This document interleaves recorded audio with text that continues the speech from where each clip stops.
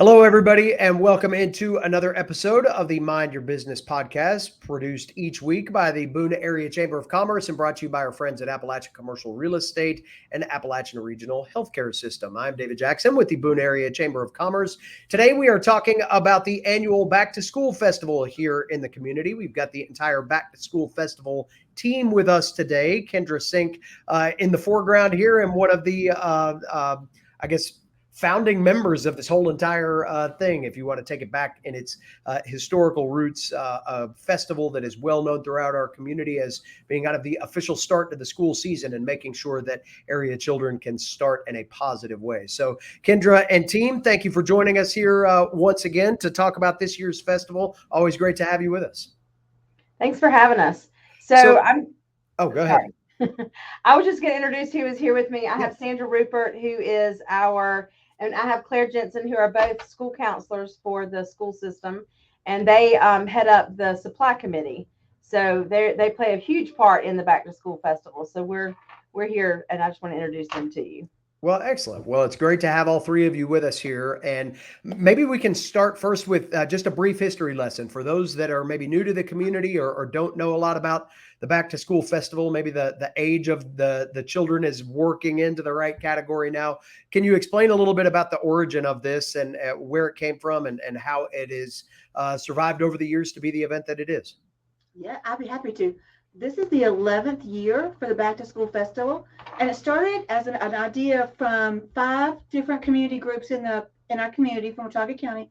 The Todd Carter with the Hospitality House, Amber Bateman with Quiet Givers, the Children's Council, Crystal Kelly, Angela McMahon with Western Youth Network, and then our community member, Kathy Crutchfield, had this idea, and it started out with 500 students at the Armory, National Guard Armory here in Boone.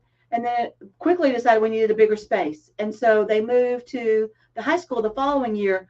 And in the 11th year, it has grown to serve more than 1,600 students in Watauga County. And one of the great things that it's evolved into is it's not just a one-day event for the festival. We will serve hundreds of students on Saturday. But we also have a space that's available at the First Baptist Church that social workers can access throughout the year to get school supplies and shoes for students who are in need, even through new students that come in or students who outgrow a pair of shoes. So it's evolved into a year-round opportunity to help support students and families in Watauga County.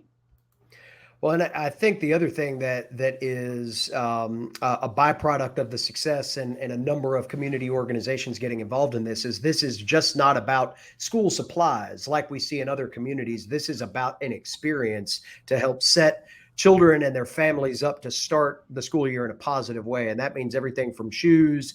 In the past, we've seen so many other different things added into this. And obviously COVID kind of knocked back what you could do and what you couldn't do for a while, but kind of give folks the rundown of what they can expect when they do arrive in terms of what they'll receive, the other services that they'll be able to get, and the other folks they may encounter while they're there. So this year we are finally back to the full festival. We are finally past COVID. We're not there anymore. So we're offering everything that we did pre-COVID. So the Back to School Festival has found that every child deserves to start the school year confident and prepared. And the way that we do that is the students get to come in. It's a festival-like setting. They'll get to pick out their backpack. They'll get to pick out a pair of shoes. They'll receive the school supplies that are on their school list for their teachers or for their age group. And then we also have haircuts this year, which we have not had since before COVID. And then we're also we'll be serving breakfast to those students whose time to come is before 11 o'clock, and we'll be serving lunch to those students who come then after 10 o'clock. So we are excited to say that we are back in full swing pre-COVID. We're offering everything that we've been able to offer before. Well, and I know that it takes a lot to gather supplies. That's a year-round effort that many partners help you all with. But Sandra, I know that there are still some supply needs that are out there. Can you let us know what those are and how the community can still drop things off or get things to you to make sure that all of the needs for all of the various school lists that are out there are met? Yeah. In years past, we've had 2 buses that people can drop off supplies, and this year we actually have a 3rd bus. So the first bus is located on 321 at First National Bank, right there across from Chick-fil-A. The second one is located on 105, right where Blue Cross Blue Shield and I think it's Greystone Eye are right there in the same building. So it's right there. And the third one's been a little tricky this year because it's usually at Peak Insurance on 194, and they were having their parking lot paved. So we've had to move it to Hardin Park School, which is just right down the road. And so it's just been moved there. So if you're looking for the bus at Peak, it is now parked right there at the entrance of Hardin Park School. And then there's three things that you could really help us with that we are still looking for. The first thing, you can never have enough glue sticks. So we could always use glue sticks. The second thing is markers. So the regular markers and the thin markers, the Crayola markers they work great. So we're asking for Crayola regular markers and the thin markers. And the third thing is assorted colors of wide ruled composition notebooks.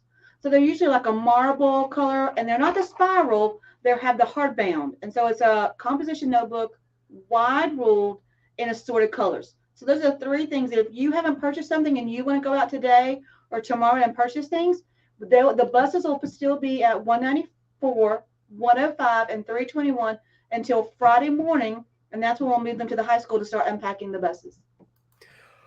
Wonderful. And if you had mentioned that there are supply needs that go on throughout the year, and certainly there may be opportunities for businesses that have a regular supply of things that come in, and they might want to replenish the supplies or the stock, so to speak. Are there ways that people can do that to get materials? Maybe not right now, but let's say in January after the first of the year, they've got the ability to maybe help out there. Are there ways that they can connect with you to make sure that the supply closet doesn't run thin? Kendra, you want? Yes, if you just reach out, we have our Back to School Festival telephone number. We also have a website, info at Back to School Festival at backtoschoolfest.org. And anytime that anyone, we do receive supplies from Staples and other organizations through the year, and they just reach out through email or through phone, and we arrange to get those so that we can get them to the schools that need them. Wonderful. Now, I know it also takes a small army of folks to be able to pull this event off, and it's much more than just the days of the festival itself. It's all of the pre-work and even some post-work after that. Claire, can you tell us a little bit about volunteer needs that you still have, and how people might be able to get signed up if they are inclined to be able to help before, during, or after the event? Yes, we are still in need of volunteers for this week. They can go to our website, back2schoolfest.org, and go to Get Involved, Volunteer, scroll to the bottom and click on the Sign Up Volunteer link. We still need help volunteers Thursday, Friday, and Saturday. And it's a Sign Up Genius. So when you click on there, you can look for the open spots and fill your time in. A lot of the slots are 2 hours. You can sign up for more than one slot if it fits your schedule, but we are still in need of volunteers. On Saturday, it's adults only, no children, because we want the children that are school age to be coming to the festival. So it's adults only on Saturday, but Thursday and Friday, you can bring your children to help volunteer as well with you. And are there, for people that are looking for maybe specific tasks? I know you've prioritized people that are bilingual before, and making sure that you've got greeters that can speak multiple languages. Are there any other specific needs that you're looking for that maybe just register with people a little bit differently than just coming to work a table? I mean, in terms of moving things around or some of that brute force labor sometimes, are you looking for a variety of things? We're looking for help on Saturday after the festival, say around 3:30, to help pack up all the things that are left over and move them. And so we need strong people who can help us pack up and move those items to the First Baptist Church. And so that is one area that we're specifically looking for. If you are someone who can help us move heavy things, that could help us come on Saturday in the afternoon to help us clean up. We have to lay a tarp down. The high school has a brand new basketball court for there and for the new gym, and so we have to lay a tarp down. We have to take that back up afterwards, and that is pretty intensive. A little heavier than the old backyard tarp to cover up the mower. I can imagine. So this festival, as you mentioned, services over 1,000 students here in the greater Watauga County area, and by school specific needs. What's the schedule look like for this year, and when can people anticipate those times? So we've got a different schedule. So our first and high schoolers this year, it's a little bit different. High schoolers going to come with their home district. So if you're a high school and you went to Hardin Park, you're going to come at 8:30. So 8:30 is Hardin Park. 10 o'clock we have Green Valley, Mabel, and Bethel schools coming. 11:30 we have Valley Cruces, Two Rivers, Blowing Rock, and homeschoolers. And then at 1 o'clock we have Parkway and Cove Creek schools coming. And again, the high schoolers can come during their homeschool time. So we were trying to make sure high school is a little bit different and it's harder. We've got a lot of families that have high schoolers and students in other schools. So that was the best way to do it, so that too, the high schoolers can come all throughout the day. Well, and you have talked over the course of years about the scope of this event, and how the volunteer support, the financial support that you get for this allows you to put all of this together. I think for, again, people that may be new to the festival, how can you best describe the target audience for this? Who are you most trying to benefit when it comes to making these supplies and making these services available? So this festival was designed for those families that struggle to meet the needs of back to school shopping. We know that with the cost of groceries and everything else, that families are really struggling. And, there's a lot of folks that are living paycheck to paycheck and struggle to get the extras. And some of these school lists, we've looked, they can add up pretty quick. So we want any family that needs help this year. We want them to come and have their kids have a good time. And we work really hard to make sure that it's fun, and it's a fun experience for the kids. They're still getting to pick out everything that they want. So it's just a fun festival shopping experience, but it's for any family that's struggling to meet those needs right now, whose students go to Watauga County schools. Well, I think one of the other kind of under appreciated elements of this, or maybe under publicized elements, is like the reunion in the parking lot that goes on when kids are lined up with their school and they see their friends for the first time in the summer, and there are people running all over the place, just enjoying the camaraderie that comes with the back to school time. And that's certainly a cool byproduct of all of this as well. Last but not least, I know it takes a lot of partners to make all of this happen. You've had several community businesses, organizations, civic clubs step up, and just wanted to make sure that you had the time to recognize those folks, and let folks also know that maybe they can't bring supplies, they'll be out of town. If there's a way that they can financially contribute to the cause to make sure that the needs are addressed throughout the entire year.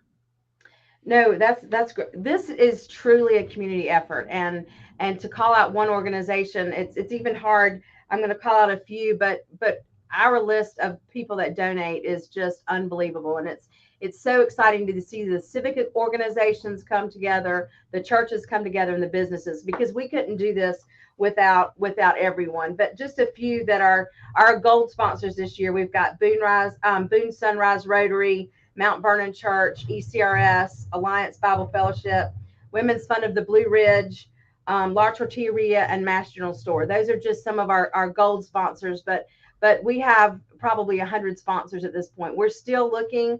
The festival has grown through the years. The festival, like I said, originally we were helping 500 students. We helped over 1,600 last year. The cost of these supplies have gone up.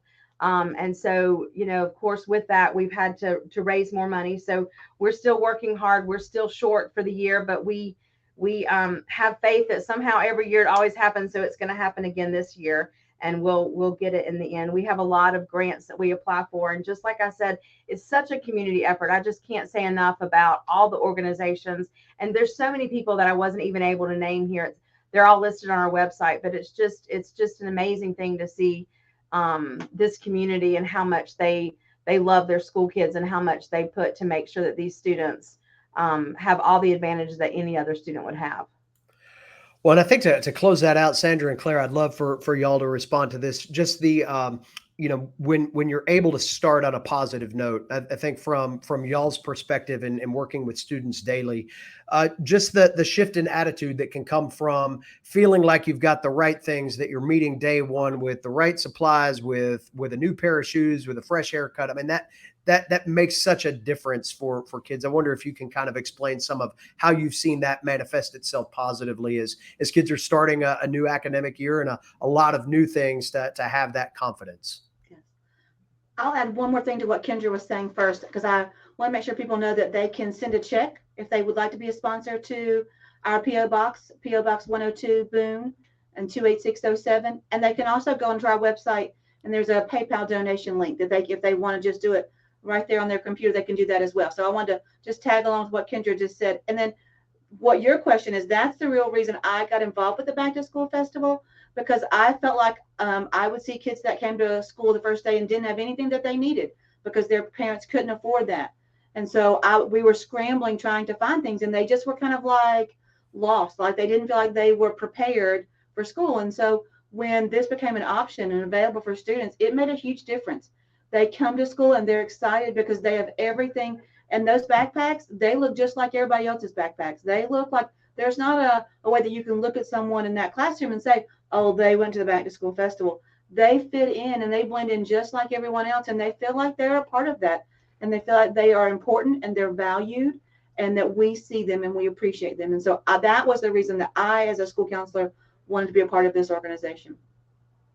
And Claire, if you want to add I was going to say that's exactly why I got involved also. And I want to give a shout out to Watauga County Schools and to Rivers, who sign up their staff to help register at the festival. They volunteer on that Saturday, and they register because we want to see the students come and take part in this festival. So we have a lot of volunteers from the school system coming in on a Saturday and wanting to like give back and make sure that all those kids are prepared for school. And that is like my favorite part. And I'm overseer of the registration tables because I want to see all of those kids coming in with their families and connecting with them and getting them off to a great start for school. So we're looking forward to it. We're really excited. Well, it's such a great testament to how this community takes care of their own. And this is a wonderful effort that has grown through the years. I want to, on behalf of our entire community, thank the three of you and the other staff members that you work with on a daily basis to make this work, especially as we get closer to the festival. I know that means a lot more of your time is spent in that direction, but it certainly goes a long way to helping children and families feel supported at a transitional time in the calendar where everybody's just looking for something to understand and feel confident with. What time do the kids need to be at school? Who's their teacher? Do they have the things that they need? Those can get all of us at times. So thank you all for what you do to make this such a signature event in our community. We will continue to publicize it and hope to get more people involved in it, but we couldn't do it without the efforts that you put forward. So thank you all for what you're doing, for spending a little bit of time with us, and please let us know how we can be helpful again in the future. And thank you so much.